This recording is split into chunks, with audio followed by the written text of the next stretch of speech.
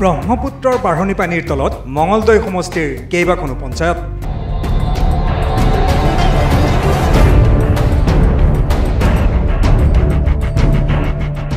এতিয়ালৈকে চৰকাৰী কোনো সাহায্য লাভ কৰা নাই বন্যাক্ৰান্তই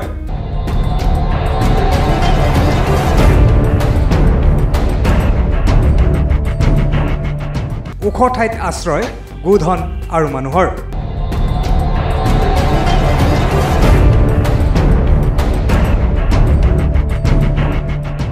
ৰৌমাৰী পঞ্চায়ত আৰু চাউলখোৱা পঞ্চায়তৰ অন্তৰ্গত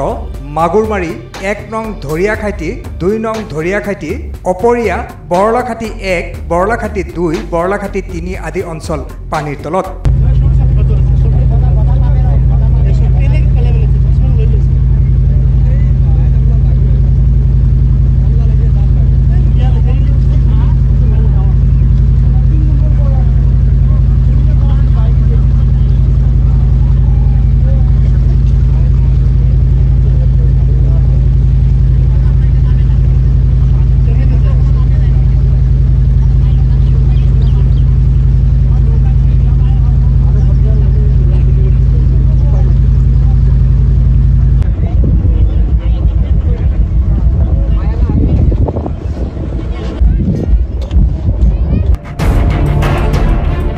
মঙলদৈ সমষ্টিৰ বিধায়ক বসন্ত দাসে বন্যাক্ৰান্তৰ মাজলৈ আহি পৰিস্থিতি পৰ্যবেক্ষণ কৰাৰ লগতে কিছু সাহায্য সামগ্ৰী বিতৰণ কৰা পৰিলক্ষিত হয়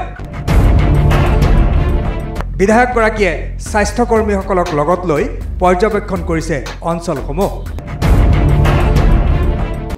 আজি মই ৰাতিপুৱা 10 বজাৰ পৰা আমাৰ মঙলদৈ বিধানসভা সমষ্টিৰ ৰঙামাটি গাঁও পঞ্চায়ত ৰৌমাৰী গাঁও পঞ্চায়ত চাউলখোৱা গাঁও পঞ্চায়ত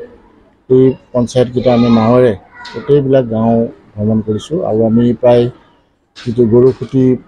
প্ৰকল্প আছে তাৰ ওচৰলৈকে গৈছিলোঁ ধলপুৰ পাহাৰৰ ওচৰলৈকে যথেষ্ট সংখ্যক লোক ওখ ভেটিবিলাকত আছে আৰু সেই লোকসকলৰ অৱস্থা অৱৰ্ণনীয় খোৱা পানীৰ সমস্যা আছে ৰিলিফৰ সমস্যা আছে আৰু আমি আহি থাকোঁতে নাৱত গৰুৰ খাদ্য নিয়া দেখিছোঁ যদিও মানুহৰ যিখিনি ৰিলিফ এতিয়ালৈকে পোৱা নাই বুলি তেওঁলোকে কৈছে মই ইতিমধ্যে আমাৰ আয়ুক্ত ডাঙৰীয়াৰ লগত আলোচনা কৰিছোঁ সোনকালে ব্যৱস্থা কৰিব বুলি কৈছে কিন্তু যিখিনি মানুহ চৰ চাপৰি অঞ্চলত বসবাস কৰি আছে তেওঁলোকৰ যিবিলাক ওখ ভেটিত আছে তেওঁলোকক তিৰপালৰ ব্যৱস্থা কৰাৰ প্ৰয়োজন আছে খোৱা পানী চিকিৎসা মই অৱশ্যে চিকিৎসকৰ দল এটা মোৰ লগত লৈ গৈছিলোঁ তেওঁলোকে যথেষ্ট সংখ্যক বাচ্চা সৰু সৰু ল'ৰা ছোৱালী গৰ্ভৱতী মহিলা আছে তেওঁলোকক চিকিৎসাৰ ব্যৱস্থা কৰিছে আৰু সেই টিমটোৰ লগত লৈ গৈছিলোঁ আৰু এতিয়া মই মোৱামাৰী গাঁও পঞ্চায়তো ভয়ানক ধৰণে পানী বাঢ়িছে আজি ৰাতিপুৱা বেলাতে এজন লোকৰ পানী ডুবি মৃত্যু হৈছে আৰু এতিয়া ইয়াতে মহৰ্ষি বিদ্যালয়ত যথেষ্ট সংখ্যক লোক ইয়াতে আহিছে নতুনকৈ আজি তেওঁলোকে কেম্প হিচাপে আহিছে আৰু লগতে আমাৰ কলেজিয়েট হাইস্কুল স্কিল ইউনিভাৰ্চিটি এইবিলাকতো ওচৰ চুবুৰীয়া যিখিনি লোক আছে প্ৰায়সকলে আহি তেওঁলোকে ইতিমধ্যে আশ্ৰয় গ্ৰহণ কৰিছে আমাৰ চাৰ্কল অফিচাৰগৰাকীয়ে পৰিদৰ্শন কৰা বুলি কৈছে মই এতিয়া আহিলোঁ এখন স্কুলো চাইছোঁ বাকী মই ব্যক্তিগত হিচাপে কিছু খাদ্যৰ যোগান ধৰিছোঁ আৰু বাকী প্ৰশাসনৰ লগত আলোচনা কৰি কেনেধৰণে পাৰি আজিৰ ভিতৰতে তেওঁলোকৰ ব্যৱস্থা গ্ৰহণ কৰিব লাগে ৰাইজে অৱশ্যে মোকো অভিযোগ দিছে মই আয়ুক্ত ডাঙৰীয়াক কৈছোঁ যে যোৱা 3 দিনেই হৈছে আমাৰ বিশেষকৈ আজি কিছু গৰুৰ খাদ্য যোৱা দেখিছোঁ যদিও মানুহৰ খাদ্য আমাৰ কেম্পবিলাকত পাইছে কিন্তু বাকী অঞ্চলবিলাকত এতিয়ালৈকে পোৱা নাই আৰু মই যাওঁতে কিছু ৰাইজে মোকো অভিযোগ দিছে আটাইখিনি কথা এতিয়া আলোচনা কৰিম আৰু আমাৰ মাননীয় মুখ্যমন্ত্ৰী মহোদয়ৰ এটা ভিচি থকা বুলি কৈছে হয়তো তেনেকুৱা নিৰ্দেশ এটা আহিব সকলো ৰাইজে কাৰণ বানপানীত কোনো জাতি ধৰ্ম নাচায় কোনো পঞ্চায়ত নাচায় কোনো সমষ্টি নাচায় সকলো ওপৰে পানী হৈছে আৰু এইবাৰ পানী খুব ভয়ানক ধৰণে ৰাতিৰ ভিতৰতে পানী হৈছে আৰু কেইবাগৰাকী লোকৰ মৃত্যু হৈছে আমাৰ পূব অঞ্চলত এটা সৰু বাচ্চা এটাৰ মৃত্যু হৈছে যোৱাকালি আজি এজন মানুহ ঢুকাইছে আৰু এজন মিচিং আছে আৰু দুখ লগা কথা যে আমি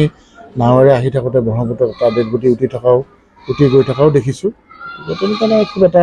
ভয়ানক পৰিস্থিতি এটা অৱৰ্ণনীয় পৰিস্থিতি সকলো ক্ষেত্ৰত সকলো ধৰণৰ মই চৰকাৰকো আহ্বান জনাম মুখ্যমন্ত্ৰী ডাঙৰীয়াকো আহ্বান জনাম যে এই ক্ষেত্ৰত আমাৰ মঙলদৈ বিধানসভা সমষ্টিত যাতে এটা বিহিত ব্যৱস্থা গ্ৰহণ কৰে সকলো ৰাইজে যাতে তেওঁলোকৰ ৰিলিফৰ পৰা আৰম্ভ কৰি সকলোখিনি যাতে সুবিধা পায় তাৰ কাৰণে মই চৰকাৰক আহ্বান জনাইছোঁ মঙলদৈৰ পৰা মকছেদ আলী দৈনিক অগ্ৰদূত ডিজিটেল